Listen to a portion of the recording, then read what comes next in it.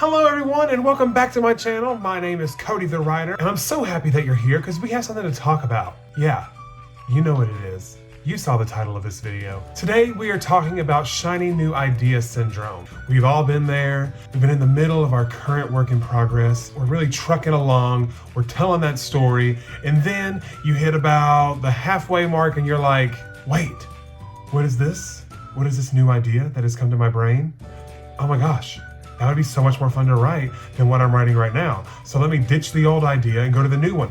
No, we're not doing that. Now, I have been there before. I have struggled with shiny new idea syndrome many a times. Today, I'm going to be sharing with you my 5 tips for dealing with shiny new idea syndrome. These are 5 things that help me during my personal writing process, and so I figure, why would I gatekeep them when I can share them with all of you people? If you're excited for today's video, leave me a like down below. I'd really appreciate it. And also, if you're new here and you want to know when I upload new videos, go ahead and hit that subscribe button. Ring the bell. We have a great time on this channel. With all that out of the way, let's get into the video. Tip number 1.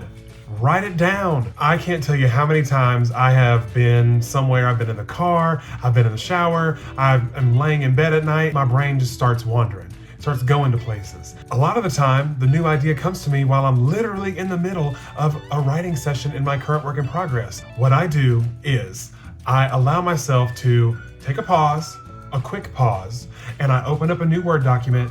Everything that's coming to my brain at that moment for whatever this new idea is, I type it out. It's all organized. It is just literal streamline of thoughts on the Word document. I get all that out and I scratch that itch of this new idea. Then I put that aside for future Cody to deal with, and I come back to the current work in progress that I am working on. Especially if you have a brain like me, sometimes I'll have a new idea. With the way my brain works, if I don't write it down immediately, gone forever. It's gone into the void of forgotten thoughts and it will live there for all eternity and I'll never know what that thought was. But the rope of this brain is only so long and once it's out of reach, it's gone. Tip number 2 is spice up your current work in progress. And when I say spice, I don't mean like spice. What I mean is make your work more interesting. A lot of the times we forget that as writers, if something that we're writing seems kind of boring, we can change it. We can add new things. This actually happened to me the other day. I had something that I wanted to happen in my current work in progress, and I was like, I just don't feel like there's enough happening. Well, the best part is I'm the one writing it, so if I want to change something, I can change it. And so I ended up adding in this scene that made it so much more interesting and really just got me excited to want to write that scene. It really helped to just drive my progress forward. When I feel like I'm losing steam on this, I just create something that re-sparks my interest, something that's new, and then instead of having a shiny new idea somewhere else, you have a shiny new idea in your current work in progress that re-excites you or reinvigorates your motivation to want to work on that project. Tip number 3 is to make small, achievable goals in your current work in progress. A lot of the time we're focused on starting at 0 and hitting that final word count, and whether that is 50,000, 65,000, 100,000 words or more, that is very daunting and it can almost be overwhelming, especially to me. So what I do in what I talked about in one of my previous videos is that I set smaller word count goals for smaller amounts of time. So for example, in February, my goal is to make it to the 20,000 mark. And then from then on out, my goal is only to write 9,000 words because 9,000 words seems so much more achievable than 65,000 words. But the goals don't have to be word oriented. You can make plotting goals like, okay, today I'm going to sit down and I'm going to plot out the next 3 chapters. Or today I'm going to sit down and rearrange some things in my outline that really would make the story more interesting, not only for the reader to read, but for me to write. And I've also recently done that in my current work in progress because I was like, wait, what if I took this reveal and put it a little bit later and then supplemented it with this thing and then added in this fun little scene that I just hinted at before. And by the way, that scene I'm so excited to write because it's so dark and scary and spooky and I love it. Tip number 4 is listen to other people's experience. There are so many like Facebook pages, Twitter pages, YouTube channels where authors share their struggle with this topic. They talk about what they do in order to help them with the shiny shiny new idea syndrome and share what they do to keep themselves from giving up on what they're currently working on. If you act on those whims of the shiny new idea syndrome, then you're never actually finishing a full novel. You're never actually completing that project. And a lot of them talk about their battles with this, and a lot of them, those ideas they were struggling with, are now published novels, and they're successful and they're great.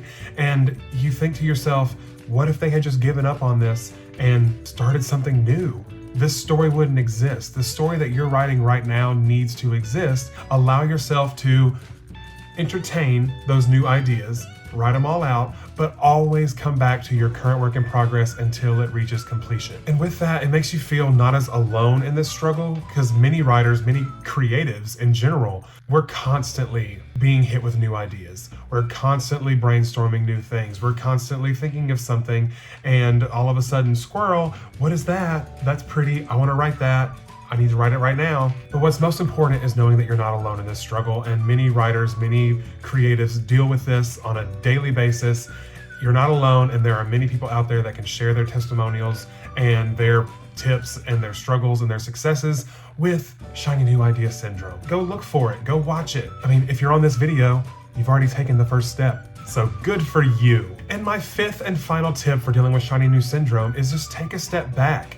A lot of the time, the reason that we lose momentum in a story that we're writing is because we have just sort of emptied our creative well. And that's really where those feelings of lack of motivation is. It's not that you're not motivated. It's not that the story's not good. It's just that you are sort of running on E in the creative juices department. The brain function is running on E. And so what you can do is you can just take a step back, take a small break from your manuscript, a small break, don't go putting it off like a year, and read some books in this genre that you're writing in, because when you read books like that, you see how successful they are with their storytelling and their characters and their twists, and oh my gosh, I would have never thought to have written it that way, but I really like it. It sparks new inspiration and new ideas for the story that you are currently writing, which makes you want to jump back into your own story by reading other people's creative works. When you take your step back from the current story you're writing, take a moment to ask yourself your why. Ask yourself, why did I feel like this story was important enough to start writing? What is it about this story that I enjoy? What is it about this story that I wish I could change? And already you're brainstorming and thinking of new ideas and ways to make the story what you really want it to be. It naturally gets you back into that world that you have already created,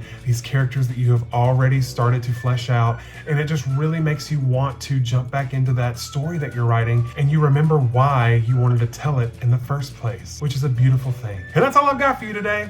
If you like this video, make sure to give it a thumbs up. I'd love it if you could subscribe to my channel. It really does help me out, and I would love to talk to all of you about your struggles with shiny idea syndrome, because let me tell you something, I've struggled with it on the daily. Sometimes I can just be out at the park, I can be on a vacation, and I'll just look at something and it'll spark a new story in my brain, and I'm like, wait, but I have to finish the story I'm working on right now. And all the tips that I just shared with you are the tips that I use in order to allow myself to entertain the shiny new idea syndrome, but still maintain focus on what I'm currently working on at this time. I hope you enjoyed the video, and until the next time I see you, bye!